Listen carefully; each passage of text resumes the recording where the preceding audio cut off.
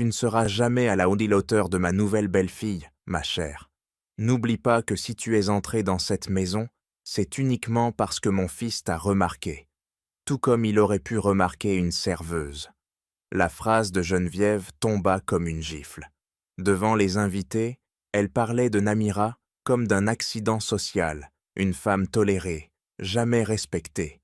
Mais ce soir, personne ne savait encore que la petite employée dirigeait en vérité la firme prestigieuse qui finançait tout le mariage. Quand la vérité éclaterait, c'est toute la dynastie qui tremblerait.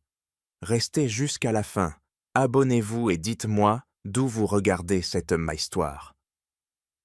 Le brouillard épais de cette fin d'après-midi d'automne ne parvenait pas à adoucir les contours menaçants du château des Lefebvre qui se dressait dans la banlieue parisienne comme un vestige d'une époque révolue.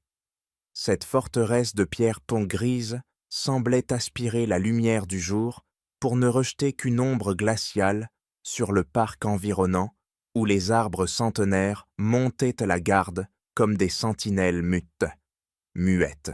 Une Bentley noire aux vitres teintées traversa l'allée de gravier en crissant doucement avant de s'immobiliser avec une lenteur majestueuse devant l'imposant escalier de pierre usé par les siècles.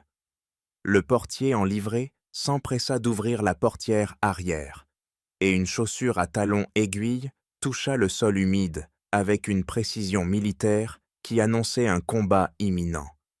Namira Dubois s'extirpa de l'habitacle feutré de la limousine pour affronter l'air mordant et l'odeur de terre mouillée qui imprégnaient les lieux. Elle avait choisi sa tenue avec le soin d'un général préparant une offensive majeure, car ce soir n'était pas une simple célébration familiale, mais une épreuve de force.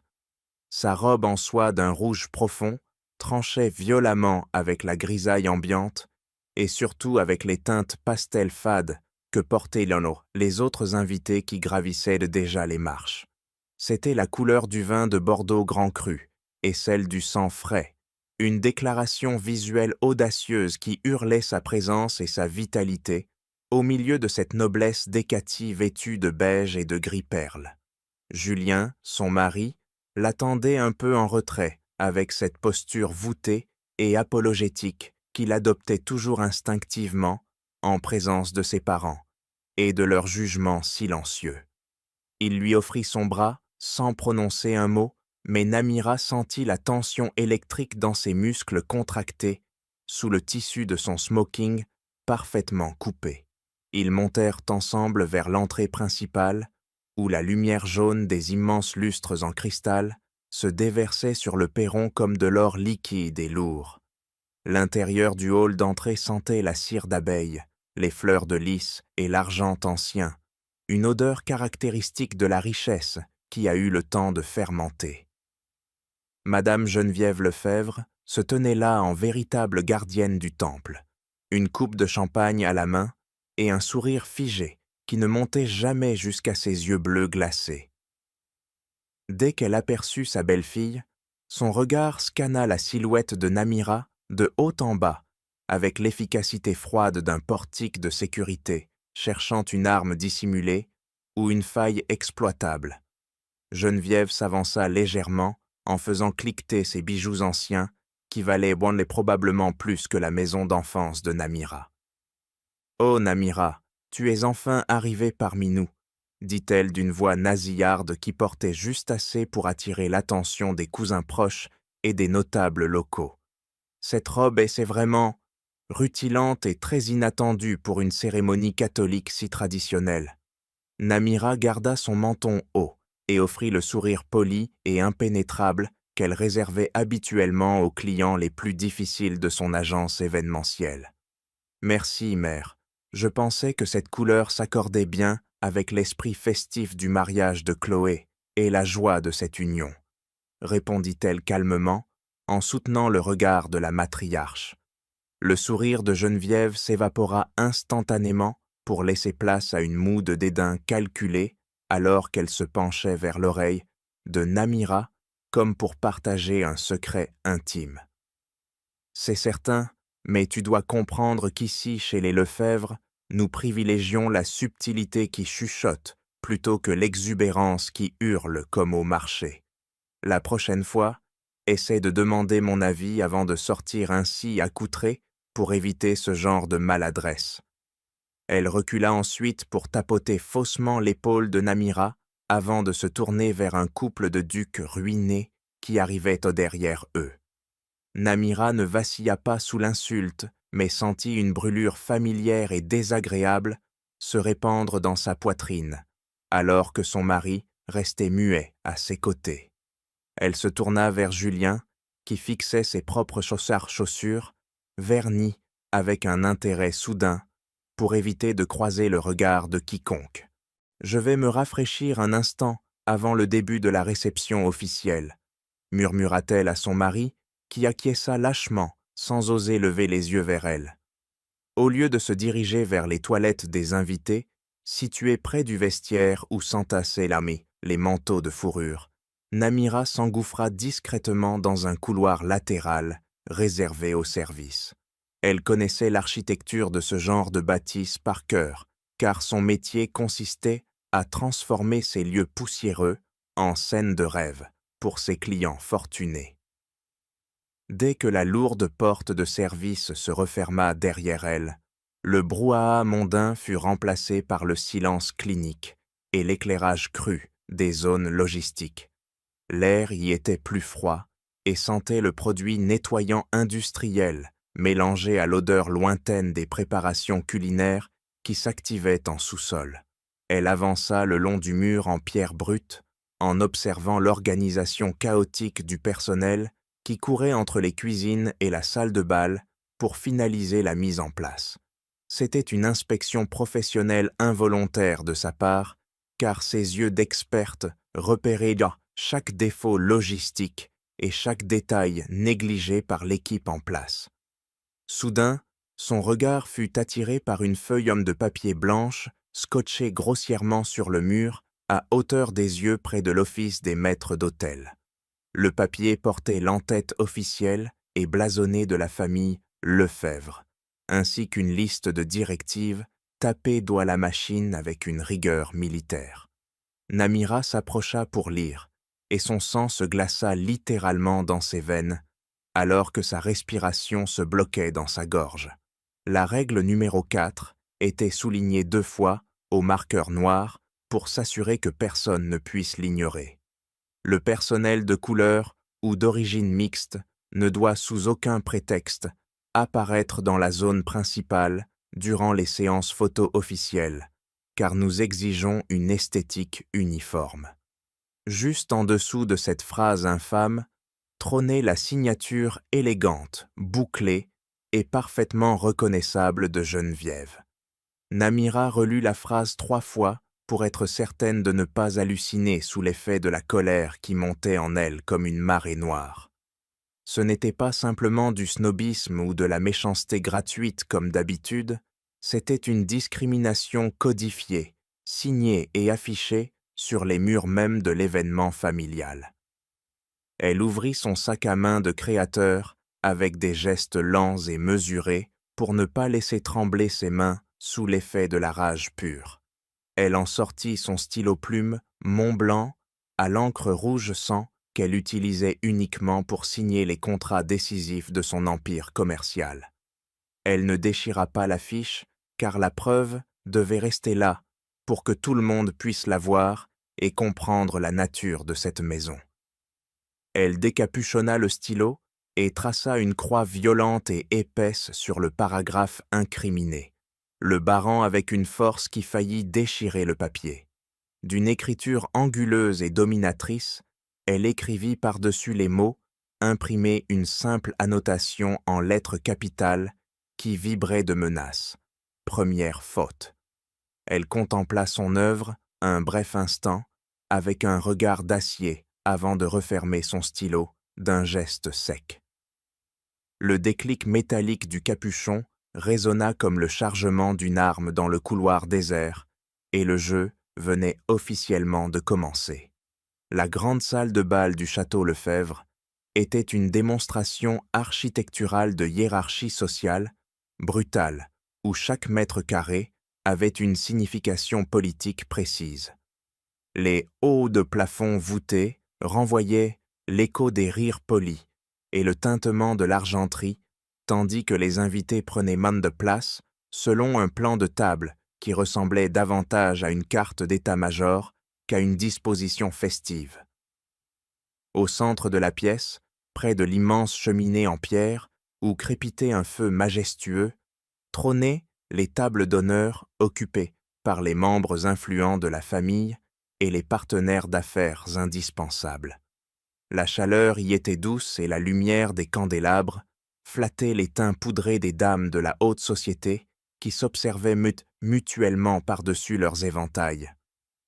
Namira et Julien, cependant, furent guidés par un maître d'hôtel au visage impassible, loin de ce cercle doré, traversant la salle sous les regards curieux jusqu'à atteindre la périphérie obscure de la réception.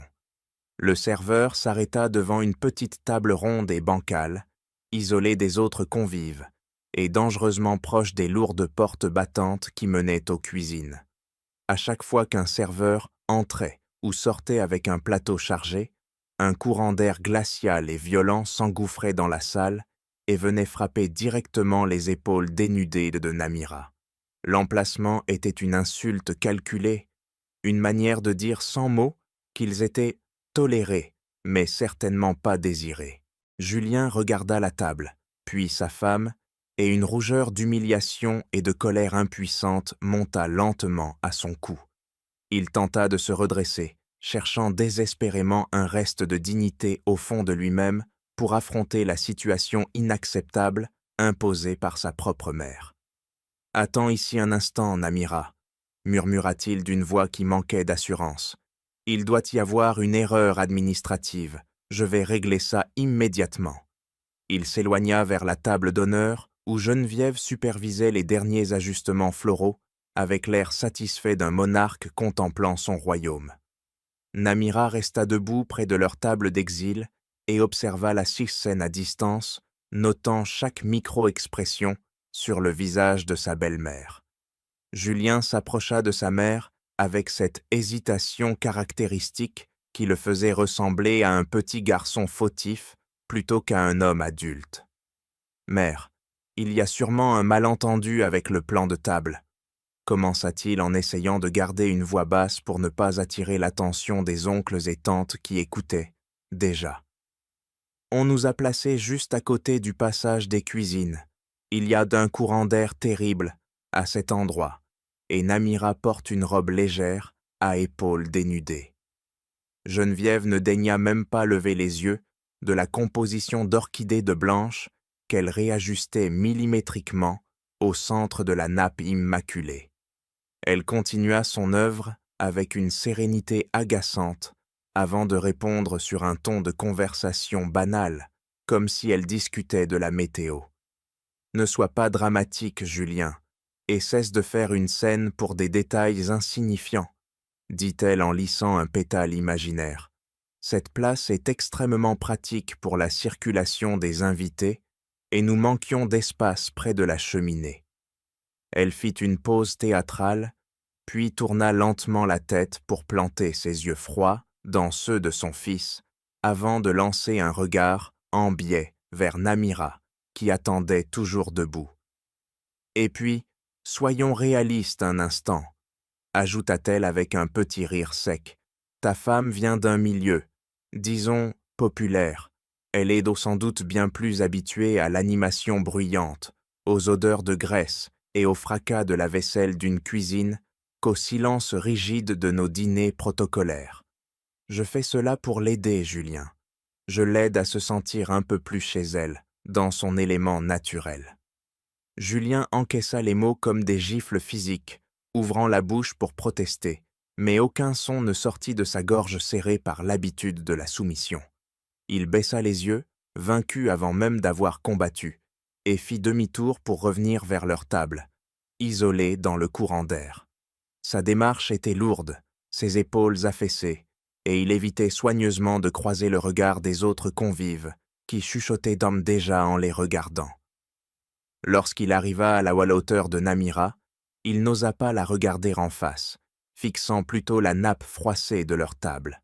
« Je suis désolé, Namira, » dit-il d'une voix presque inaudible, les mains tremblantes. « Mère dit que c'est impossible de changer maintenant car tout était complet. » Il vit un frisson parcourir les bras nus de sa femme alors que la porte de la cuisine s'ouvrait à nouveau brutalement. Dans un geste de chevalerie maladroite, il commença à retirer sa veste de smoking.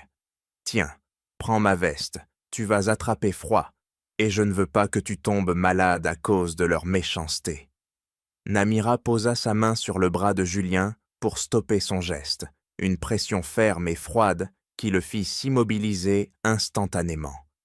Elle ne le regardait pas, ses yeux noirs étaient fixés sur le balai incessant des serveurs qui entraient et sortaient zartant par la porte battante. « Non, garde ta veste, Julien, » répondit-elle avec un calme qui contrastait avec la tempête intérieure qui se préparait. « Je n'ai pas besoin de ta protection contre le froid.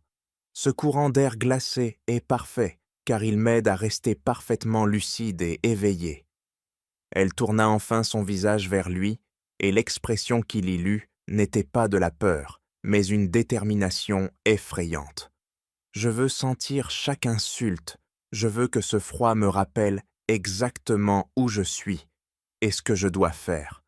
Laisse-moi regarder les choses en face. » Elle s'assit avec une lenteur royale sur la chaise inconfortable, le dos droit, ignorant le vent qui s'engouffrait à nouveau. C'est à ce moment précis que la porte de la cuisine s'ouvrit pour laisser passer un jeune serveur noir nommé Omar. Il tenait un lourd plateau d'amuse-bouche en argent et ses mains tremblaient, visiblement sous l'effet du stress et de la peur de commettre une erreur fatale. Il avait entendu les cris en cuisine, il connaissait la réputation tyrannique de la maîtresse de maison et la terreur se lisait dans ses yeux écarquillés. Alors qu'il passait près de leur table, son regard croisa celui de Namira. Le temps sembla se suspendre une fraction de seconde au milieu du brouhaha mondain. Namira ne détourna pas les yeux comme le faisaient les autres invités qui traitaient la mort, le personnel comme des meubles invisibles. Elle soutint son regard avec intensité, lui transmettant une force silencieuse. Puis, imperceptiblement, elle hocha la tête une seule fois. Ce n'était pas un signe de politesse sociale, c'était un signe de reconnaissance, un ordre muet de tenir bon, une promesse de solidarité entre le général et son soldat sur le champ de bataille. Omar sembla se redresser légèrement, ses mains se stabilisèrent sur le plateau, et il continua sa route vers les tables d'honneur, portant avec lui le secret de cette alliance invisible née dans le froid et le mépris. Namira le regarda s'éloigner, un léger sourire flottant sur ses lèvres, prête pour le prochain acte de cette tragédie familiale. Le service des amuse-bouches battait son plein sous les voûtes séculaires de la grande salle de réception, où régnait une atmosphère faussement détendue. Un quatuor à cordes jouait une mélodie de Mozart qui flottait au-dessus des conversations feutrées et du tintement cristallin des verres en cristal de baccarat. Les invités dégustaient bonnement leur vin avec cette aisance aristocratique qui consiste à ignorer tout ce qui ne concerne pas leur cercle immédiat et privilégié. Omar, le jeune serveur que Namira avait silencieusement encouragé plus tôt, naviguait entre les tables avec une concentration visiblement fragilisée par la pression ambiante. Il sentait le regard perçant de Madame Geneviève peser sur lui comme un projecteur inquisiteur cherchant la moindre faille dans son service pour justifier son mépris. Alors qu'il contournait la table d'honneur pour servir une baronne âgée, le pied d'une lourde chaise en chêne accrocha malencontreusement le bout de sa chaussure de service. Il trébucha très légèrement et, dans un réflexe désespéré pour stabiliser le lourd plateau d'argent qu'il portait, laissa échapper une serviette en lin immaculée. Le carré de tissu blanc, qui n'avait pas encore été utilisé, voltigea doucement dans l'air avant d'atterrir à quelques centimètres à peine de la pointe de l'escarpin, en velours de Geneviève. La réaction de la maîtresse de maison fut aussi soudaine que disproportionnée, brisant instantanément l'harmonie polie du dîner comme un coup de fusil. Elle sursauta violemment sur sa chaise dorée, comme si le morceau de tissu inoffensif était imbibé d'acide corrosif ou porteur d'une maladie mortelle et contagieuse. D'un mouvement de pied, brusque et dédaigneux, elle expédia la serviette loin d'elle, avant même qu'Omar n'ait pu esquisser le geste de la ramasser pour réparer sa maladresse. Le silence tomba brutalement dans la salle, alors que le quatuor cessait de jouer, les musiciens étant eux-mêmes figés par la violence soudaine de la scène. Geneviève se redressa de toute sa haudadouileur assise, le visage déformé par une grimace de dégoût qui fissurait son masque de mondanité habituelle. « Écartez-vous immédiatement !» siffla-t-elle d'une voix qui, bien que contenue, résonna avec une clarté terrifiante jusqu'au fond de la salle. « Ne touchez pas mes chaussures avec vos mains sales, je vous interdis de m'approcher de plus près. » Le jeune homme, terrifié par l'ampleur du scandale qu'il venait involontairement de provoquer, se plia en deux dans une courbette tremblante et pathétique. « Je suis désolé, madame, je vous prie de m'excuser, c'était une maladresse impardonnable, » balbutia-t-il en fixant le sol de pierre pour ne pas croiser ce regard haineux. Geneviève ne lui accorda même pas un regard direct, préférant tourner sa colère froide vers le maître d'hôtel qui s'approchait en toute hâte pour gérer l'incident. Elle pointa un doigt, accusateur et manucuré, vers Omar avec une théâtralité cruelle qui glaça l'assistance et fit baisser les yeux aux plus sensibles. « Qui est responsable du recrutement de ces gens ?» demanda-t-elle d'une voix forte qui ne laissait aucune place à l'équivoque et qui exigeait une réponse publique. « Nous sommes ici au Château Lefebvre pour un mariage de prestige, pas dans un camp de réfugiés bon marché pour faire de la charité sociale douteuse. Faites-le sortir de mon champ de vision immédiatement, car cette odeur de pauvreté me donne littéralement la nausée. » Autour de la table d'honneur, personne ne bougea pour défendre le garçon ou pour calmer la fureur injustifiée et raciste de Geneviève. Monsieur Henri, le père de Julien, continua de couper sa viande avec une indifférence méticuleuse, validant par son silence l'agression verbale de son épouse devant leurs amis. À l'autre bout de la salle, près de la porte des cuisines où le courant d'air persistait, Namira assista à l'humiliation publique sans bouger un seul muscle de son corps. Son instinct premier aurait été de se lever pour défendre son employé et de gifler cette femme, mais intervenir maintenant aurait de ruiner le piège qu'elle tissait patiemment. Elle resta donc immobile comme une statue de marbre, le visage dénué de toute expression lisible pour ceux qui l'entouraient, curieusement. Cependant, sa main droite posée sur la nappe blanche trahissait la violence volcanique de ses émotions contenues et dissimulées. Ses doigts se refermèrent sur le pied de son verre d'eau, avec une telle force que ses articulations devinrent livides sous la pression exercée. Elle tourna lentement la tête vers son mari, assis à côté d'elle, espérant y trouver une étincelle de révolte, ou au moins une marque de désapprobation silencieuse. Julien gardait la tête baissée, fixant son assiette avec une intensité pathétique pour éviter de voir la réalité en face. Il porta son verre à ses lèvres tremblantes pour se cacher derrière le cristal, fuyant le regard des autres et surtout celui de sa femme. Namira relâcha très légèrement sa prise sur le verre avant qu'il ne se brise dans sa main et ne cause une scène prématurée. Elle baissa les yeux vers le cadran de sa montre de luxe qui indiquait 20h15 précises dans la pénombre. Le compte à rebours était désormais enclenché et il n'y aurait plus de retour en arrière possible pour cette famille maudite. Une pensée unique traversa son esprit avec la clarté tranchante d'une guillotine prête à tomber. Deuxième faute, adieu, famille Lefebvre. Le dîner touchait à sa fin et l'atmosphère dans la grande salle de bal s'était alourdie sous le poids des conventions et de l'alcool consommé. Le tintement cristallin d'une petite cuillère, frappant contre une flûte à champagne, traversa le brouhaha ambiant pour réclamer le silence absolu de l'assemblée. Les lumières des lustres principaux furent tamisées progressivement jusqu'à ne laisser qu'une pénombre théâtrale et intime sur les tables des convives. Un unique projecteur s'alluma soudainement pour découper un cercle de lumière blanche et crue sur l'estrade installée au fond de la salle. Madame Geneviève s'y tenait debout, parfaitement droite dans sa robe de soirée argentée, savourant cet instant de domination totale où tous les regards convergeaient vers elle. Elle saisit le microphone avec une élégance étudiée, attendant que le dernier murmure s'éteigne pour commencer sa performance. Son visage, baigné par la lumière artificielle, semblait sculpté dans de la glace et son sourire ne trahissait aucune chaleur humaine.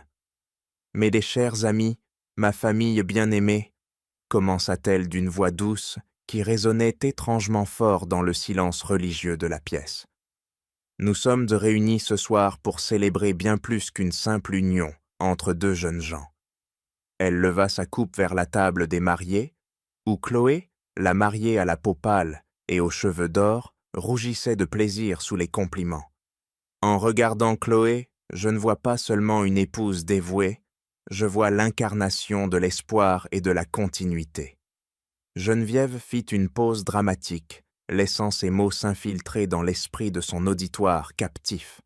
Je vois la pureté d'une lignée qui se perpétue, je vois le respect des traditions qui ont fait la grandeur de notre nom depuis des siècles.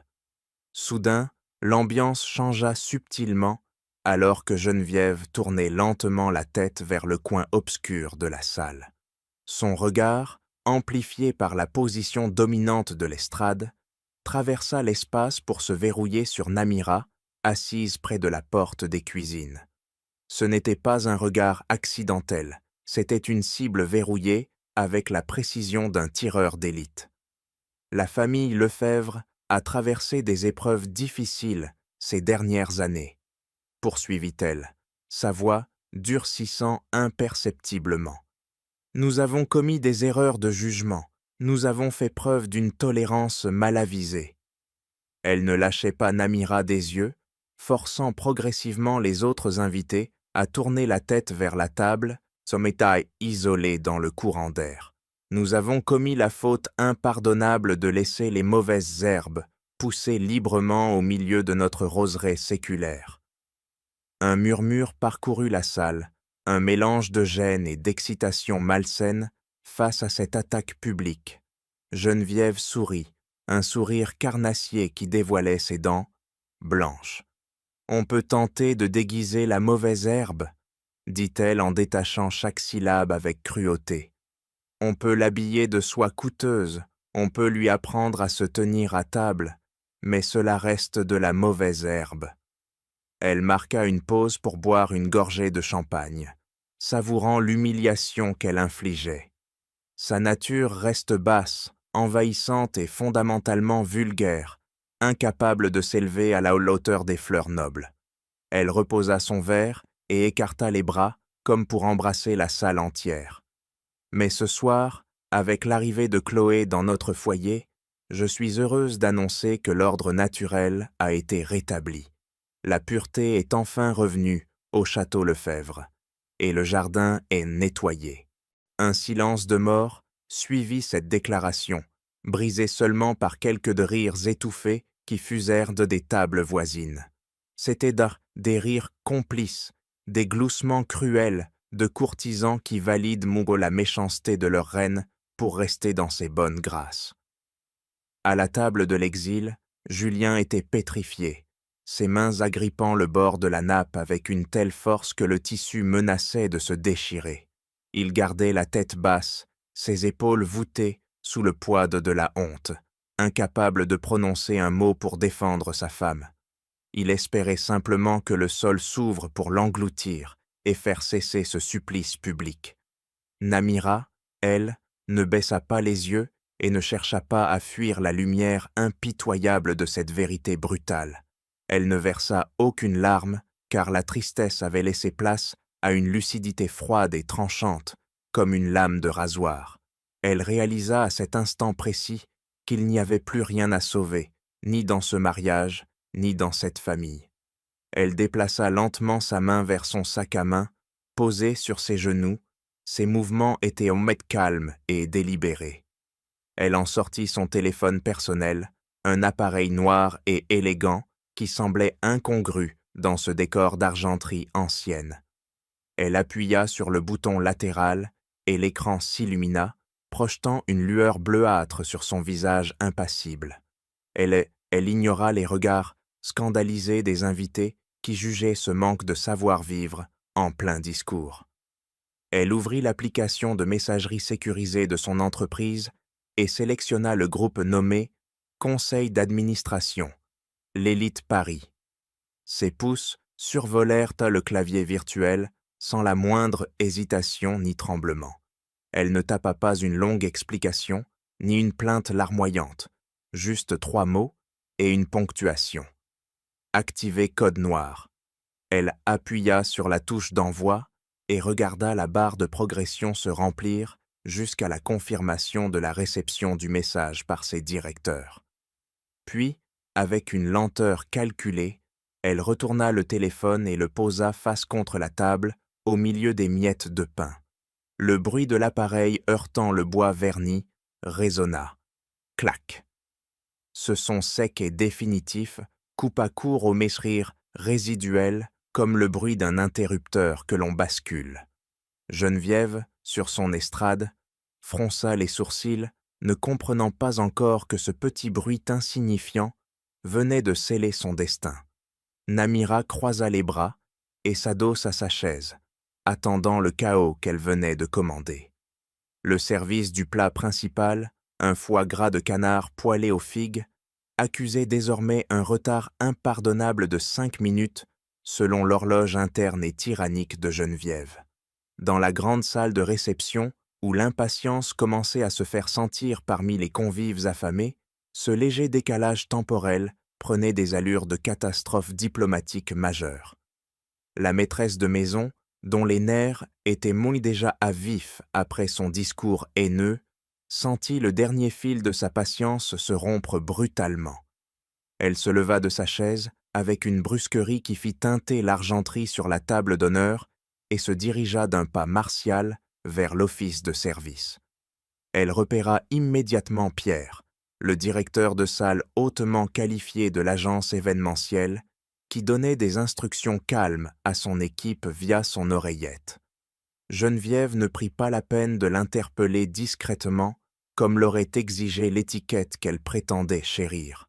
Elle l'agrippa par la manche de sa veste de costume impeccable et le tira violemment vers l'allée centrale, l'exposant à la vue de tous les invités médusés.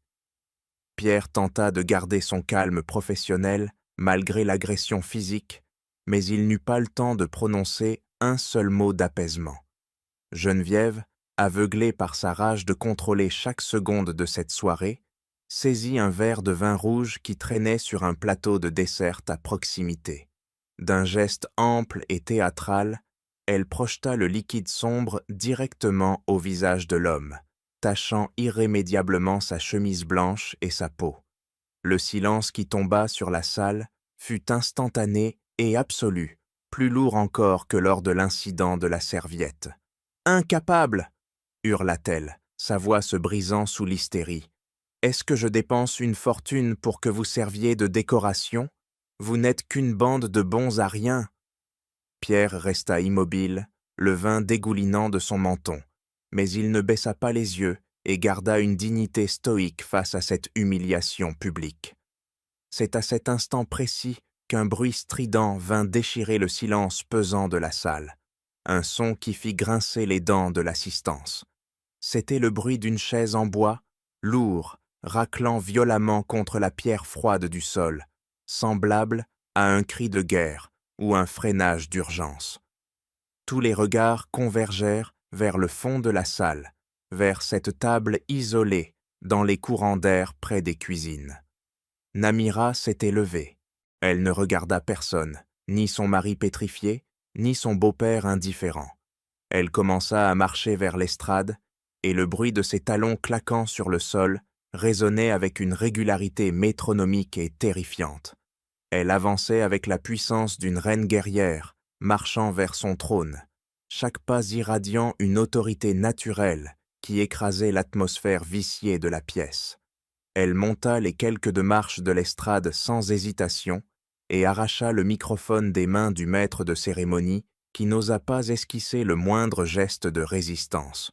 Un Larsen aigu et perçant siffla dans les enceintes, forçant les invités à se boucher les oreilles et brisant définitivement le charme feutré de la soirée. « Madame Geneviève !»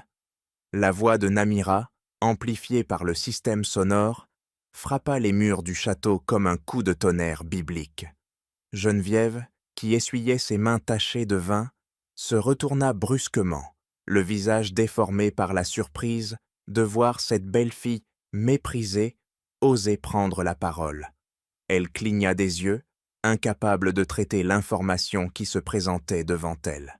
« Vous venez de jeter du vin au visage de mon meilleur employé », déclara Namira d'une voix calme mais tranchante comme de l'acier trempé. Geneviève eut un rire nerveux et incrédule, tentant de reprendre le contrôle de la situation par le dédain habituel. « Qu'est-ce que tu racontes encore? Tu es saoule, ma pauvre fille? Descends de là immédiatement avant de te ridiculiser davantage. » Namira ne bougea pas d'un millimètre, son regard fixant celui de sa belle-mère avec une intensité qui fit reculer la vieille femme d'un pas. Elle plongea la main dans son sac à main de luxe et en sortit un document relié qu'elle leva bien haut sous la lumière crue du projecteur.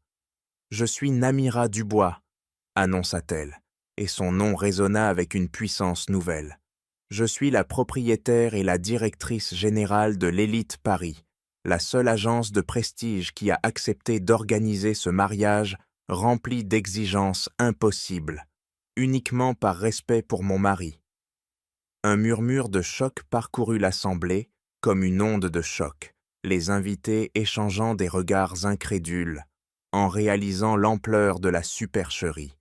Namira ouvrit le document avec précision.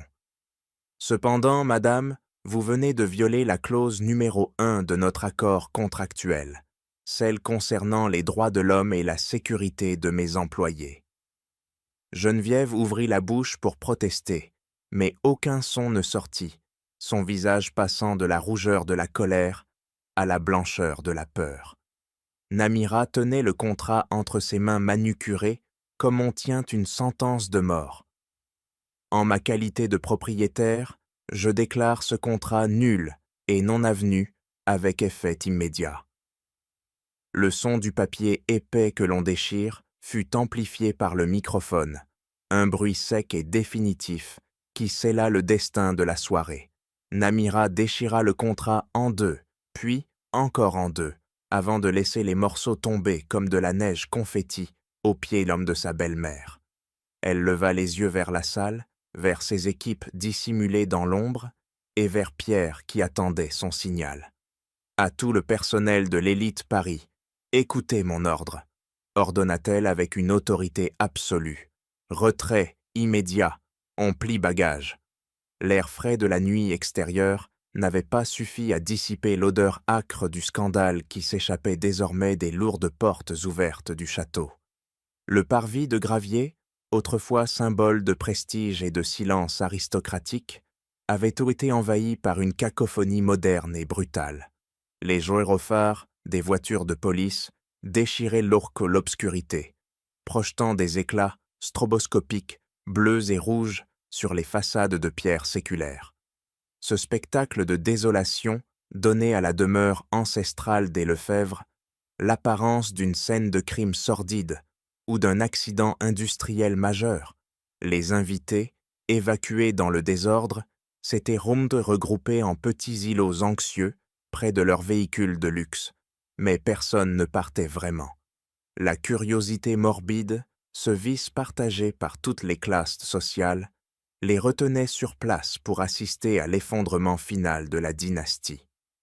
La catastrophe ne se limitait pas aux frontières physiques de la propriété, car le poison s'était déjà répandu dans le monde numérique à la vitesse de la lumière.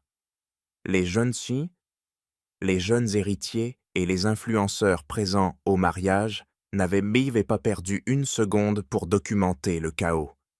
Des dizaines de vidéos montrant Geneviève, hurlant des injures et jetant du vin, circulaient déjà sur tous les réseaux sociaux avec une viralité terrifiante.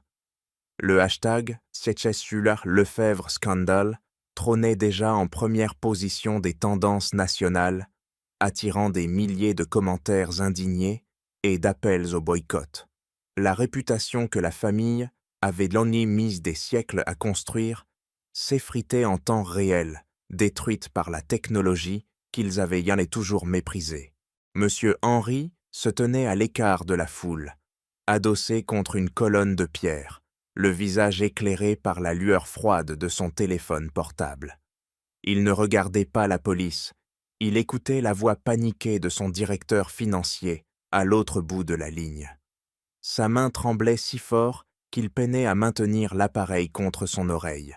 Les nouvelles tombaient comme des coups de marteau sur un cercueil. La banque principale, alertée par le bad buzz monumental, venait d'activer une clause de sauvegarde pour geler les lignes de crédit de l'entreprise familiale. « Je ne peux rien faire, Henry !» hurlait presque son interlocuteur à travers le combiné. Les investisseurs américains ont vu la vidéo. Ils se retirent du projet immobilier. C'est fini. Henry raccrocha lentement, le regard vide, sentant le sol se dérober sous ses pieds. Il vit alors sa femme, Geneviève, s'approcher de lui avec une démarche chancelante. Elle semblait égarée, cherchant un soutien auprès de son époux, refusant encore de comprendre la gravité de la situation. Elle ouvrit la bouche pour se plaindre, pour jouer une nouvelle fois la victime d'un complot. Mais Henry ne lui laissa pas cette chance.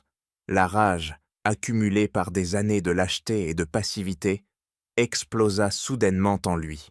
« La banque vient de tout geler », dit-il d'une voix blanche qui fit frissonner les témoins les plus proches. « Jean-Luc m'a envoyé un message pour annuler notre partenariat historique. » Geneviève cligna des yeux, confuse. « Mais chérie, nous allons arranger ça, c'est juste un malentendu. »« Tais-toi !» hurla Henry, perdant tout contrôle. D'un mouvement violent et impulsif, il gifla sa femme de toutes arts et des forces. Le bruit de la main frappant la joue poudrée résonna distinctement malgré le bruit des sirènes. Geneviève vacilla, portant la main à son visage, les yeux écarquillés par le choc de cette violence inédite. « Espèce d'idiote arrogante !» continua Henry en la pointant du doigt, sans se soucier des regards horrifiés autour d'eux. « Tu as tué cette famille ce soir. Tu as détruit tout ce que mon père a construit à cause de ton orgueil. » Avant que Geneviève ne puisse répondre ou s'effondrer, une silhouette imposante en uniforme s'interposa entre les époux déchirés. C'était un inspecteur de police au visage grave, accompagné de 2 agents. Il ne salua pas, il ne s'excusa pas pour l'intrusion. Il était là pour exécuter une procédure judiciaire précise, orchestrée en amont par les avocats impitoyables de Namira. « Madame Geneviève Lefebvre ?» demanda-t-il rhétoriquement. « Je suis l'inspecteur Durand. Veuillez nous suivre au commissariat. »« C'est ridicule !» balbutia Geneviève, tentant de redresser la tête. « Je suis chez moi. Vous n'avez aucun droit. »« Au contraire, madame, » répondit l'inspecteur en sortant une paire de menottes en acier qui brillèrent sous les gyrophares. « Nous avons reçu des preuves vidéo accablantes et plusieurs témoignages corroborés. Vous êtes placé en garde à vue pour injure publique à caractère racial, discrimination et violence volontaire sur un employé. » Il lui saisit les poignets avec une fermeté professionnelle et fit cliqueter les menottes, scellant ainsi sa déchéance sociale. Geneviève regarda autour d'elle, cherchant un regard ami, mais elle ne vit que des visages fermés, ou des téléphones braqués sur elle pour filmer sa chute. Son mari lui tournait déjà le dos, occupé à appeler ses avocats pour sauver sa propre peau. Loin de ce tumulte, près de la grille de sortie, une Bentley noire attendait, le moteur ronronnant doucement. Namira se tenait appuyée contre la portière, arrière, les bras croisés, sa robe rouge sombre se fondant presque dans la nuit. Elle observait la scène avec une distance clinique, comme un critique regardant la fin prévisible d'un film médiocre. Elle ne souriait pas, elle ne ressentait aucune joie sadique, seulement la satisfaction froide du devoir accompli. Elle avait nettoyé les ordures, et maintenant, elle regardait les éboueurs faire leur travail. Le chaos, les cris, les lumières bleues, tout cela n'était que le bruit de fond de sa victoire. Elle se détourna de sa belle-mère menottée et posa la main sur la poignée de la voiture, prête à quitter ce théâtre en ruine. Le ciel de Paris, jusqu'alors retenu par une lourdeur menaçante, finit par céder sous le poids de la tension accumulée au cours de cette soirée désastreuse. Une pluie glaciale et serrée commença à s'abattre sur le domaine des Lefebvre, non pas comme une averse purificatrice de printemps, mais comme une punition biblique venue laver les derniers vestiges de l'illusion aristocratique. Les gouttes d'eau frappaient dans le gravier de l'allée avec violence, transformant la poussière séculaire en une boue grisâtre qui collait aux semelles des derniers invités en fuite. Devant la grille principale, loin de l'agitation sordide des voitures de police et des cris de son beau-père, Namira s'était réfugiée dans l'habitacle feutré de sa Bentley noire. L'intérieur de la voiture était un sanctuaire de cuir beige et de silence hermétique, un monde à part où le chaos extérieur n'avait pas droit de cité. Elle s'assit confortablement sur la banquette arrière, lissant un faux pli sur sa robe rouge, et fit un signe discret à son chauffeur pour qu'il démarre le moteur. Le vrombissement sourd et puissant du moteur 12 cylindres vibra à travers le châssis, signalant un départ imminent. C'est à cet instant qu'une silhouette désarticulée émergea de l'obscurité, courant maladroitement sous le déluge. Julien, son mari, ressemblait à un fantôme de l'homme qu'il avait hérité quelques heures plus tôt. Son smoking sur mesure était trempé, ses cheveux gominés plaqués sur son front par la pluie, et ses chaussures de vernis glissaient pathétiquement dans la boue. Il se jeta contre la carrosserie immaculée de la voiture, frappant frénétiquement la vitre teintée avec la paume de sa main. « Namira, attends, ne pars pas comme ça !» Sa voix était étouffée par l'isolation phonique du véhicule, réduite à un bourdonnement lointain et insignifiant. Namira le regarda s'agiter quelques secondes, observant l'eau ruisseler sur son visage décomposé par la panique. Elle pressa un bouton sur l'accoudoir et la vitre descendit dans un chuintement électrique, s'arrêtant exactement à mi-addateur. Elle ne l'ouvrit pas complètement, maintenant une barrière physique et symbolique entre son monde sec et le monde noyé de son mari. L'air froid et humide s'engouffra dans l'habitacle, apportant avec lui l'odeur de la terre mouillée et de la peur. « Namira, où vas-tu » haleta Julien, s'agrippant au rebord de la fenêtre, comme un naufragé à une planche de salut. « Tu ne peux pas me laisser ici. Ouvre cette porte. Nous devons parler. Nous devons trouver une solution pour… » Il s'interrompit, cherchant ses mots, mais il n'y avait aucune solution à trouver. Namira tourna la tête vers lui. Dans la pénombre de la voiture, ses yeux brillaient d'une lueur indéchiffrable. Il n'y avait plus d'amour dans son regard, plus de colère non plus, et certainement plus aucune trace de cette supplication silencieuse qu'elle avait affichée au début du dîner. Il ne restait qu'une pitié distante, celle que l'on ressent pour un animal blessé qu'on ne peut pas sauver. « Je ne vais nulle part, Julien, » répondit-elle d'une voix calme qui tranchait avec l'hystérie de son mari. « Je retourne simplement là où était ma place, vers mon sommet.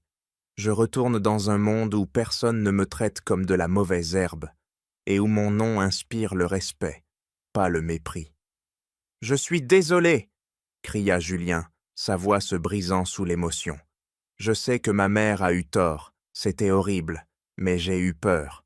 Je ne voulais pas faire de scandale, je pensais que ça allait passer. » Namira l'interrompit sèchement, sa voix claquant comme un fouet. « La peur est un choix, Julien. Et c'est le choix que tu as fait chaque jour, chaque minute, depuis 3 ans que nous sommes mariés. » Elle se pencha légèrement vers lui, sans franchir la ligne invisible de la fenêtre. « Tu as donc choisi le confort de ta cage dorée, plutôt que la dignité de ta femme. Mais ce soir, la cage est brisée. » Elle leva son poignet pour regarder le cadran de sa montre, un geste délibéré et cruel qui rappelait à Julien que son temps était compté. « Maintenant, tu as 30 secondes. » Julien cligna des yeux, l'eau de pluie brouillant sa vision, ne comprenant pas immédiatement l'ultimatum. « Quoi? De quoi tu parles ?»« 30 secondes, » répéta Namira avec une froideur mathématique. « Soit tu montes dans cette voiture maintenant, et tu laisses ce nom de Lefebvre pourrir derrière toi avec les ruines de ce château. Soit tu restes ici, sous la pluie, et tu coules avec le navire de ta mère. » Elle commença à compter, non pas à voix haute, mais en tapotant rythmiquement son index sur le cuir de l'accoudoir. Julien se figea. Il tourna lentement la tête pour regarder par-dessus son épaule. Derrière lui, le château n'était plus qu'une masse sombre et hostile. Les gyrophares de la police éclairaient par intermittence le perron où son père, M. Henry, était assis sur une marche, la tête entre les mains.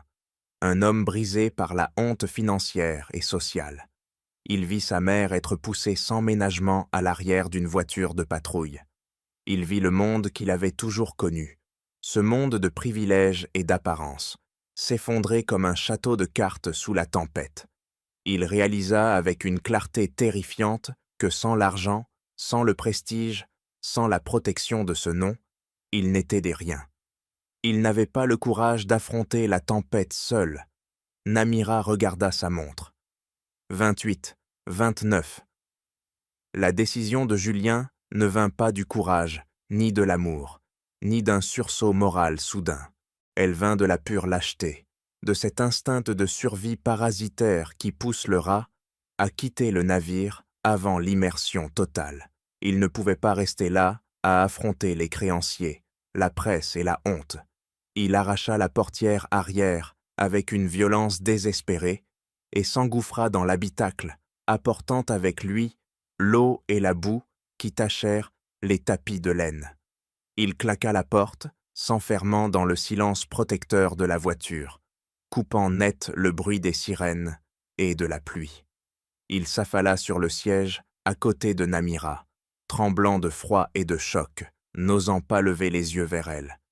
Il attendait peut-être un geste, une main posée sur la sienne, une parole de réconfort pour valider son choix.